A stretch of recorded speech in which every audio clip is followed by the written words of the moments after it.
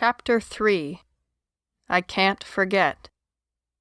Two persons love in one another the future good which they aid one another to unfold. Margaret Fuller. Jeremy Deeds levered his body to a standing position, biting down on a scream. The bones in both legs had been put back together as best as possible with their limited resources and the knowledge of a 16-year-old girl, and the left one was almost as good as new, some 3 months after the crash. The right leg, however, had been in worse shape, broken in 3 different places. Liza Perdue had done what she could, but it seemed that the leg was never going to be what it was. He would never run again, never serve on the town militia, and probably never marry. What good was he? He could barely get around. He wasn't sorry he had done it. Liza Perdue was alive and unharmed, and they had stopped the murdering bastards and saved another little girl from an unspeakable fate. But there were moments when he wondered how in the world he could ever be any good for anyone anymore. When he had been able to get up and move around, albeit painfully, he hadn't left the parsonage. The Methodist Church was now home to a long-term care facility of sorts. 2 elderly citizens of Tiptonville were there, along with Jeremy, mainly because none of them had a family to care for them. There were also the orphans, just a handful of them, but the kids sought him out regularly. And of course, there was Reverend Thomas, who was growing more forgetful by the day. Jeremy had never been much of a religious man, although his parents had been regular attendees of the Church of Christ nearby at 515 Church Street. That tiny church's ruined, fire-blackened bricks still stood, but not much else. Something appealed to him about the Methodist Church, however, especially after something that Reverend Thomas had said to him early in Jeremy's recovery. The ward Jeremy was in currently held 8 hospital beds, but only 3 of them were filled. Mr. Keenan silently rocked back and forth. The most recent stroke had robbed him of his speech. His wife, their only child, and all 3 grandchildren had died in the invasion by the Western Front nearly 18 months before. Mr. Asner, lost to dementia, was convinced that Jeremy was his old college buddy Jake, who had apparently died during Operation Speedy Express in Vietnam. At times, Mr. Asner seemed to think it was the end of their training at boot camp. Other times, it was after Jake's funeral, and most of the time, he seemed stuck right in the middle of a firefight. It was a rare night when he didn't scream at least once, "Get down in the foxhole, Jake! Them goddamn dinks have got us surrounded!" Reverend Thomas had come into the main sleeping area the 3rd week after Jeremy arrived. By then, the pain was bearable, at least when he lay still in the bed and didn't shift the wrong way. He had asked the small group whether they had a preference on what part of the Bible he read from. Jeremy, in a fit of pique and self-pity, had said, "None. There isn't any point to religion anymore." Reverend Thomas had just eyed Jeremy for a moment, then smiled.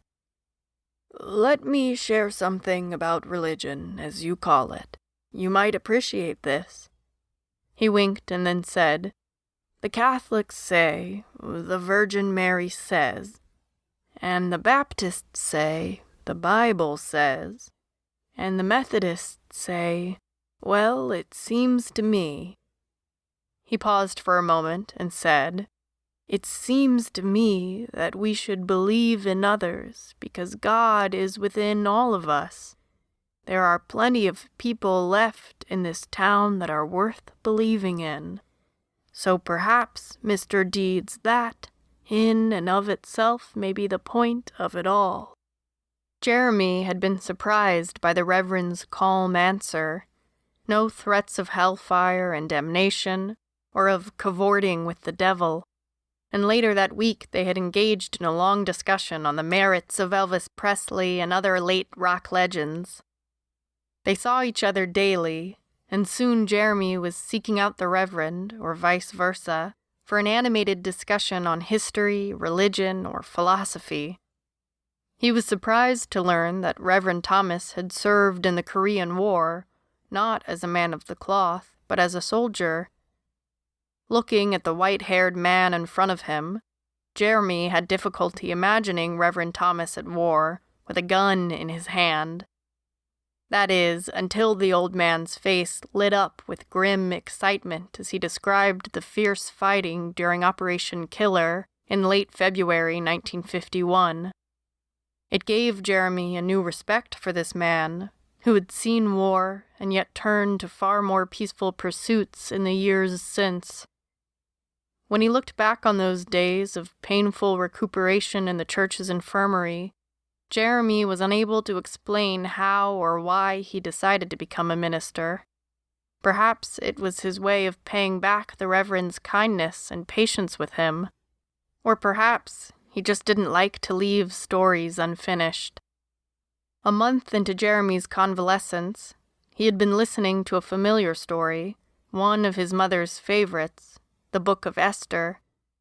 Reverend Thomas had just gotten to the part where Mordecai learns of the impending slaughter of all Jews in the land, when the Reverend's face went slack. Not wanting the Reverend to feel embarrassed or to lose the thread of the story, he quickly spoke up, recounting how Mordecai gave a copy to Esther of the king's decree dooming the Jews. A few minutes later, the Reverend snapped out of it and picked up the tale when Haman was being warned by his wife and friends to stop pursuing the death of Mordecai. Later, Reverend Thomas thanked Jeremy for his timeliness.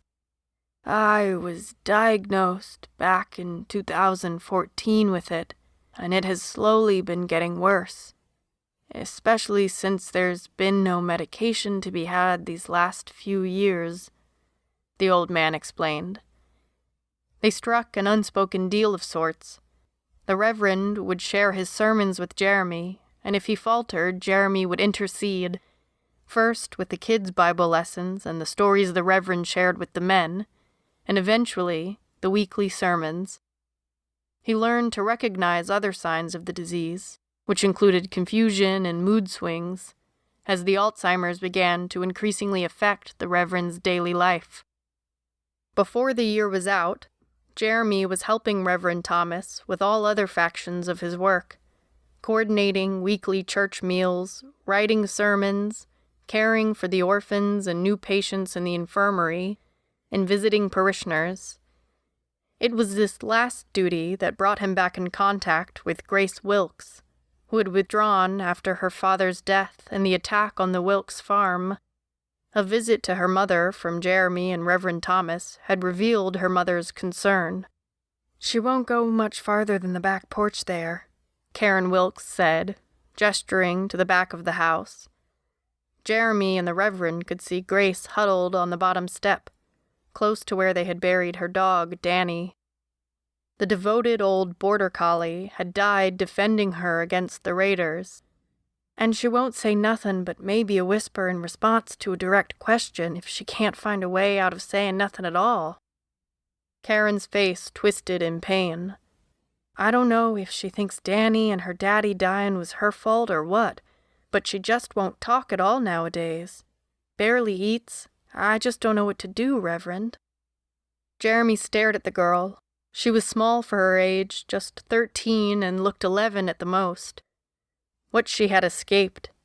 He shook his head, remembering what Chris had told him about the man who had tried to take her and Liza. She was just a kid. He turned back to the Reverend and Karen Wilkes. "Ma'am, we could use some help with the orphans if you could spare Grace. We could come and get her a few days a week, get her out of the house and around others. The kids are all small. She'd be of use, and—" He paused, staring back at her silent, unmoving form on the steps. "Maybe it would help her snap out of it." Karen Wilkes had been leery at first, but as the weeks wore on and Grace continued with her silence and sadness, she had quietly arranged for her stepson Tommy to bring Grace with him on his way to serve militia duty. Tommy had come by the church, Grace following a distance behind, and handed a note to Jeremy. "Mom said to bring Grace here and give you this." Tommy had been 8 when his mother died and barely 9 when Anthony had remarried and Karen moved in, giving birth a year later to Grace and then Victor just 3 years after that. Tommy was quiet, but his face bore the strain of filling his father's shoes as he struggled to keep the Wilkes farm going with a grieving stepmother and 2 young half-siblings to care for. The note was difficult to read, and Jeremy had been surprised it was given to him, although this would become a growing trend in the months to come, as the residents of Tiptonville increasingly turned to Jeremy for the things they would normally have gone to Reverend Thomas for. The note from Karen, full of misspelling and obviously written with difficulty, asked Jeremy to please help Grace with her letters, and noted that Grace was very kind and thoughtful and would be good with the children. Essentially, it appeared that Karen wanted to send Grace into town every Monday, have her stay at the church with the orphans, and then have Tommy pick her back up on Friday to spend the weekend at home. Jeremy smiled at the girl and handed the note to Reverend Thomas. The Reverend read it with difficulty, squinting at the scribbled words, then nodded and said, "Grace, there is a cot in the girls' dorm where you can stay during the week. Why don't you have the girls show you where it is at?" Once she had gone, the old man turned back to Jeremy. "They don't have much in the way of food right now, and Mrs. Wilkes is terrified that Cooper will come back while Tommy is out in the fields or off on militia duty. She would feel safer if we could watch over the girl during the week while Tommy is away." "How did you get that from the note?" Jeremy asked. The old man smiled. "I didn't. I just took a good look around when we were there visiting last month. They don't have much in the way of livestock, and Anthony never was particularly successful at farming. Figure in the bad soil and not enough crop rotation."